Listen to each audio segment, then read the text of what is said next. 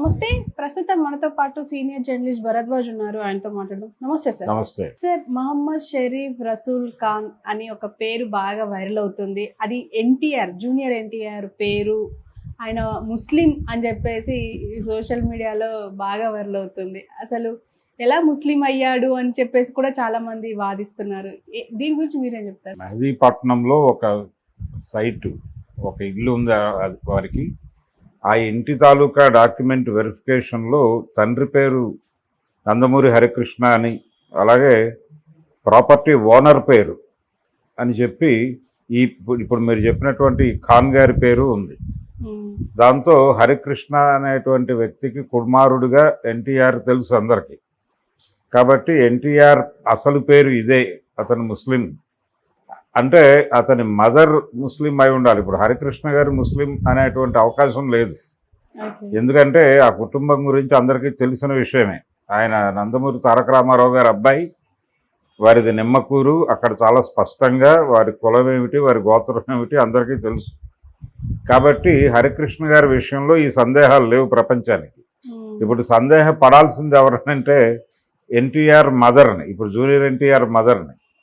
ఆవిడకి హరికృష్ణ గారికి పుట్టినటువంటి కుమారుడు ఇతను. ఆవిడ పేరు శాలిని. ఈ శాలిని అనే పేరు ముస్లిం పేరుగా కొంతమంది ఆ రోజుల్లో మాట్లాడటము జరిగింది. అంటే ఆయనకి ఆల్రెడీ హరికృష్ణ గారికి ఒక మ్యారేజ్ అయింది. ఇప్పుడు కళ్యాణరామ్ వాళ్ళ మదర్, ఈవిడ రెండో భార్య. ఈ రెండో భార్యకి సంబంధించినటువంటి వ్యవహారం. అయితే ఇక్కడ ఈ మ్యారేజ్ ప్రపోజల్ ఎన్టీఆర్ దగ్గరికి వెళ్ళింది. ఆయన అంగీకరించి ఈ వివాహం చేశాడు. చేసిన తర్వాత ఈ కుటుంబాన్ని అక్కడ ఉంచారు. అక్కడ మెహదీపట్నంలో ఒక ఇల్లు తీసుకుని అక్కడ పెట్టారు. ఇదంతా రామారావు గారు ఆర్గనైజ్ చేసిందే. బహుశా ఆ ప్రాపర్టీ ఎవరి దగ్గరైనా కొన్నప్పుడు ఆ పేరు అలా ఉండిపోయి ఉండొచ్చు. అది డాక్యుమెంటేషన్కి సంబంధించిన ఏదైనా పొరపాటు జరిగి ఉండొచ్చు, లేదు కావాలని కూడా అలా చేసి ఉండొచ్చు. దీనికి సంబంధించిన పరిశోధన జరుగుతోంది. ఇవి వాంటెడ్గా ఇప్పుడు ఎందుకు సోషల్ మీడియాలో వైరల్ చేశారు అంటే ఇది కొత్త ఆర్గ్యుమెంట్ ఏం కాదు.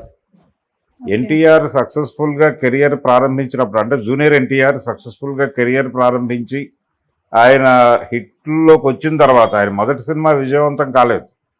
ఆయన రెండో సినిమా స్టూడెంట్ నెంబర్ 1 దగ్గర నుంచి ఆయన సక్సెస్ ట్రాక్ ఎక్కాడు.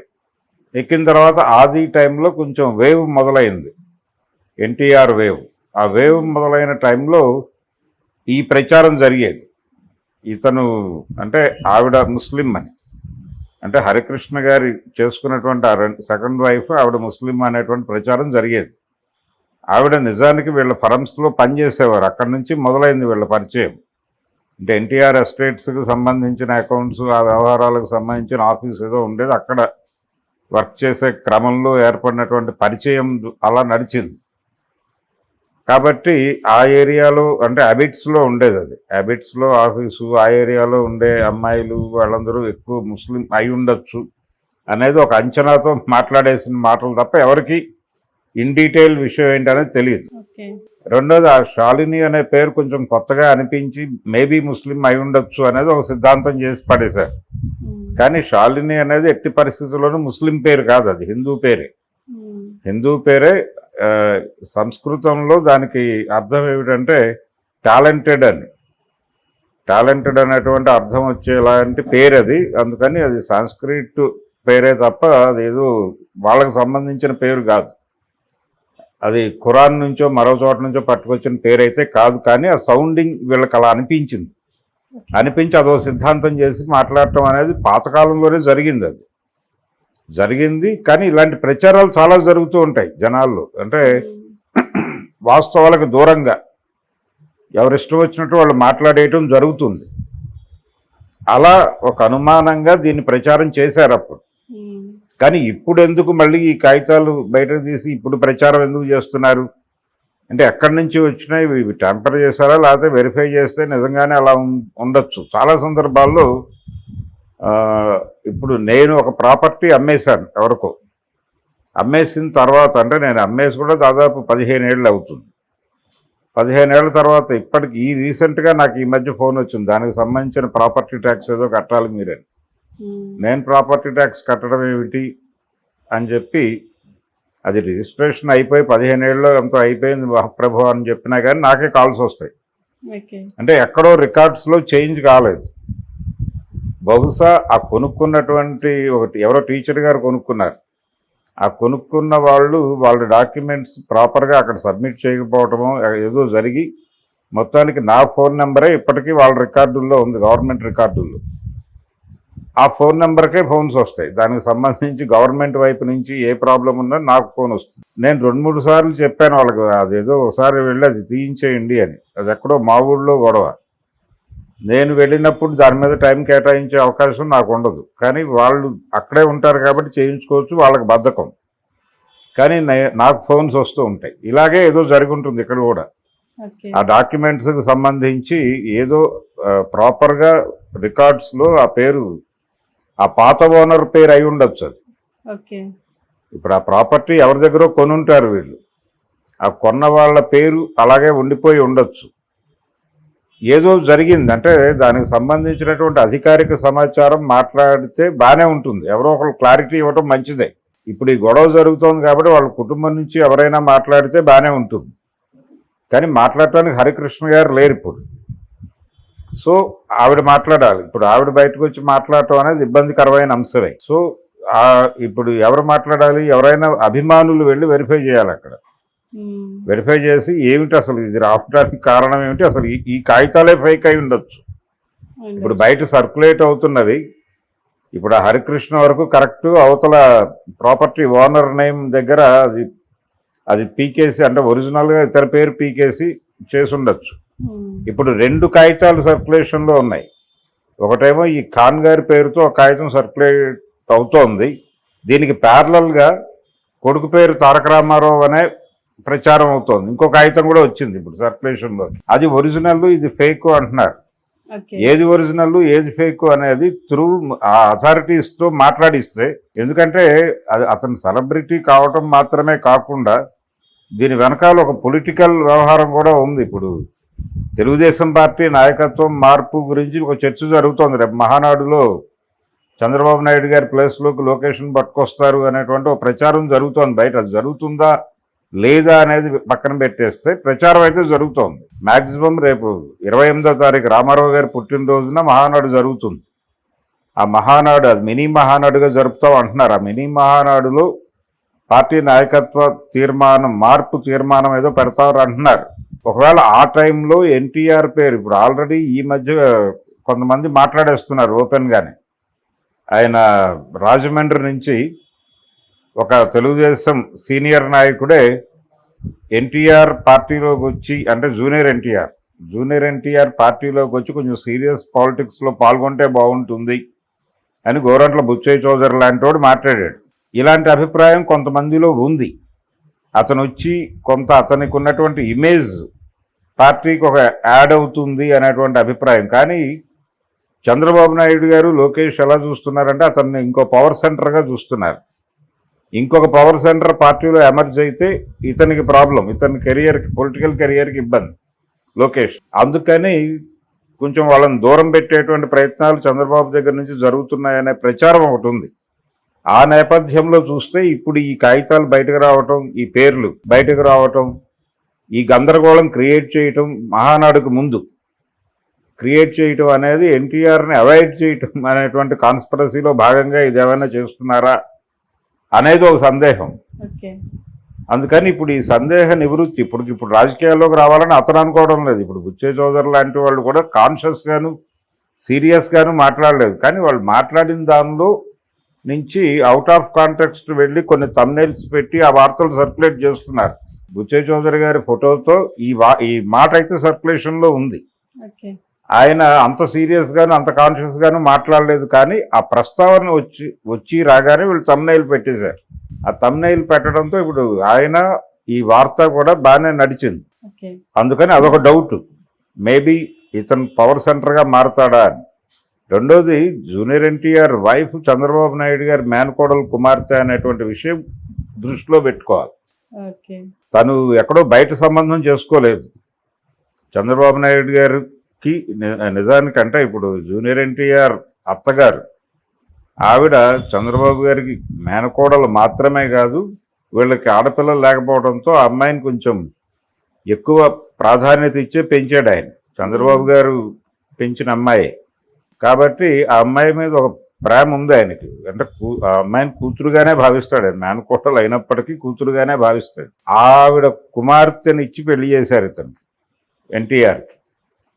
కాబట్టి ఆ రిలేషన్ ఉంది, చంద్రబాబుతోనూ రిలేషన్ ఉంది ఆయనకి, అటు తాతగారి కుటుంబం.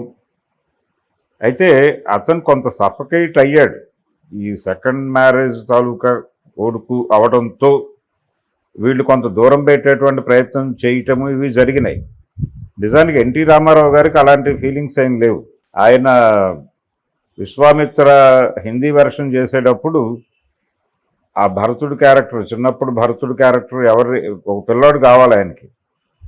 అప్పుడు ఆయనకి ఇమ్మీడియట్గా ఇతను గుర్తొచ్చి హరికృష్ణ గారిని పిలిచి, మీ అబ్బాయి ఉండాలి కదా, అతను తీసుకురా అని చెప్పి పిలిపించి ఎర్లీ మార్నింగ్ అవర్స్లో, ఆయన తెల్లారుజాము 4 మొదలయ్యేది ఆయన యాక్టివిటీ, పిలిపించి అప్పటికప్పుడు మేకప్ వేసి ఆ పిల్లాడిని వాడారు దానిలో.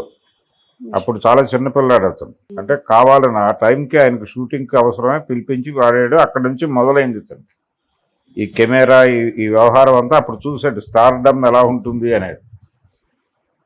ఎన్టీ రామారావు గారికి అక్కడ ఉన్నటువంటి వాళ్ళందరూ ఇస్తున్న ప్రాధాన్యత ఇవన్నీ అతని బ్రెయిన్లో నెమ్మదిగా ఆలోచన మొదలై అక్కడి నుంచి సినిమా హీరో కావాలి అనేటువంటి దీంతో అతని ప్రయాణం నడిచింది. అలా రామారావు గారు ఇంట్రడ్యూస్ చేశాడు ఆయన. జూనియర్ ఎన్టీఆర్ని ఇంట్రడ్యూస్ చేసింది తెరకి సీనియర్ ఎన్టీఆర్ఏ. ఆయన డైరెక్షన్లో వచ్చినటువంటి విశ్వామిత్ర సినిమా కోసమే వాడారు ఆయన మొదట. కాబట్టి కానీ ఫ్యామిలీలో ఒక కొంచెం అతన్ని దూరం పెట్టడం అది కనిపించింది, కానీ తర్వాత కలుపుకున్నారు. అంటే అతను కెరియర్ ప్రారంభించేటప్పుడే 2 యుద్ధాలు చేశాడు. ఒకటి ఫ్యామిలీతో యుద్ధం చేశాడు, రెండోది ఇండస్ట్రీలో ఒక స్థానం కోసం యుద్ధం చేశాడు. ఈ 2 యుద్ధాల్లో ఒకటి దానిలో గెలవటం వల్ల ఇంకో దాన్ని కూడా గెలిచాడు. అతను గెలిచి ఫైనల్గా ఆ కుటుంబం అతన్ని ఆదరించింది. హరికృష్ణ గారు కూడా ఓపెన్ డయాస్ల మీద మాట్లాడాడు నా కొడుకని. అలాగే బాలకృష్ణ గారు ఒక సందర్భంలో ఓన్ చేసుకుని మాట్లాడాడు నా బిడ్డ అని. ఇలా నడిచింది. చంద్రబాబు నాయుడు గారి బంధువునే అతనికి ఇచ్చి పెళ్లి చేశారు. అతనితో ఎన్నికల ప్రచారం చేయించుకున్నారు 2009 ఎన్నికల్లో. ఇంత జరిగింది. కాకపోతే ప్రస్తుతం తను కూడా రాజకీయాల్లోకి వచ్చే మూడ్లో లేడు. కానీ ఆ మధ్యకాలంలో చిన్న ప్రాబ్లం ఒకటి జరిగింది. ఏంటంటే ఎన్టీఆర్ హెల్త్ యూనివర్సిటీ పేరు మార్చినప్పుడు అందరూ ఖండించారు, నందమూరి వంశస్థులు అందరూ ఖండించారు. కానీ జూనియర్ ఎన్టీఆర్ ఖండించినటువంటి తీరు కొంచెం ఇబ్బందికరంగా ఉంది. అంటే అతను జగన్ని సీరియస్గా తిట్టకుండా 3 వాక్యాల ప్రకటన చేశాడు. ఆ 3 వాక్యాల ప్రకటన ఏంటంటే, ఈ యూనివర్సిటీకి ఎన్టీఆర్ పేరు తీసేయటం వలన ఆయన ఖ్యాతికి వచ్చినటువంటి నష్టం లేదు, వైఎస్ఆర్ పేరు పెట్టడం వలన ఆయనకు వనగూడేది లేదు అని చెప్పి 2 వాక్యాల్లో తేల్చేశాడు. దాన్ని ప్రభుత్వం సముచితంగా ఆలోచించి నిర్ణయం తీసుకుంటే బాగుంటుంది అన్నాడు. అంటే కర్ర విరక్కుండా, అది చావకుండా, పాము చావకుండా ఏదో చేసాడు ఇతను అన్నట్టుగా ఫీల్ అయ్యారు వాళ్ళు, తెలుగుదేశం క్యాడర్ ఫీల్ అయ్యి కొంతమంది టీవీ ఛానల్స్ మైక్స్ ముందుకు వచ్చి మాట్లాడారు ఎన్టీఆర్కి వ్యతిరేకంగా, జూనియర్ ఎన్టీఆర్కి వ్యతిరేకంగా. ఈ మాట్లాడటం అంటే అదేదో అనుకోకుండా జరిగిన సందర్భం అని అనుకోవడానికి లేదు. ఎందుకంటే పార్టీ నాయకత్వానికి తెలియకుండా వాళ్ళు వచ్చి మీడియా ముందు మాట్లాడే అవకాశం లేదు. కాబట్టి వాంటెడ్గానే తెలుగుదేశం నుంచి ఒక నెగిటివ్ అభిప్రాయం ఎన్టీఆర్ మీద పడింది అనేది అందరికీ తెలిసిన విషయమే. ఇప్పుడు మళ్ళీ ఒక చర్చ జరుగుతోంది. ఆఫ్టర్ చంద్రబాబు వాట్ అని, తెలుగుదేశం పార్టీని లీడ్ చేసేది ఎవరు అని ఒక చర్చ జరుగుతోంది. ఆ చర్చలో ఇంకెవరు లోకేష్ అనే మాట అందరూ అంటున్నారు పైకి. కానీ ఇంకొక పవర్ సెంటర్ ఏర్పడితే సీరియస్గా అతనికి ఇబ్బంది ఉంటుంది. అందుకని ఈ పవర్ పాలిటిక్స్లో భాగంగా ఈ కాగితం ఏదైనా సర్క్యులేట్ చేస్తున్నారా అనేది ఒక సందేహం. రెండోది, ఇప్పుడు వాతావరణం వేడిగా ఉంది అని ఎందుకు అంటున్నానంటే, ప్రస్తుతం పహల్గాంలో జరిగినటువంటి ఇన్సిడెంట్, పాకిస్తాన్తో యుద్ధం అనేస్తున్నారు. నిజానికి అది యుద్ధం కాదు, ఉగ్రవాద స్థావరాల మీద దాడి చేసింది భారత్ సైన్యం. ఆ దాడి చేసినటువంటి టీంకి లీడ్ చేసింది కూడా ఒక ముస్లిం అమ్మాయి, ఖురేషి. తను లీడ్లో వెళ్ళి వాళ్ళు అక్కడ దాడులు చేసి వచ్చారు. ఒక 100 మందిని మట్టుబెట్టామని చెప్తున్నారు. 70 నుంచి 100 అని చెప్తున్నారు. కావచ్చు, మంచిదే, దాన్ని ఎవరు డిస్ప్యూట్ చేయదలుచుకోలేదు. కానీ దాన్ని పాకిస్తాన్తో యుద్ధంగా మాట్లాడుతున్నారు. ఇప్పుడు పాకిస్తాన్తో యుద్ధం వచ్చేసింది అంటున్నారు, మాక్ డ్రిల్ చేసేస్తున్నారు, చాలా ప్రాంతాల్లో సైరన్లు ఊదుతున్నారు. ఈ గొడవ ఒకటి నడుస్తోంది. ఈ ట్రెండ్లోనే, ఈ క్రమంలోనే కొంచెం ముస్లింల పట్ల వ్యతిరేకత, ఇస్లామిక్ టెర్రరిజము ఈ పదాలు వాడే క్రమంలో చాలామంది కొంచెం ముస్లింలే ఉగ్రవాదులు అన్న టోన్ దాకా వెళ్ళిపోతున్నారు. అవును.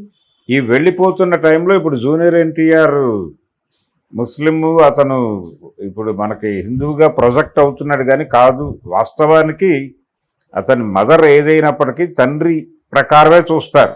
అవును. తండ్రి హిందూ కాబట్టి అతన్ని ముస్లిం అనడానికి అవకాశమే లేదు. ఏ విధంగా చూసినా, ఆవిడ పేరు రీత్యా చూసినా ఆవిడ ముస్లిం అయి ఉండే అవకాశం లేదు.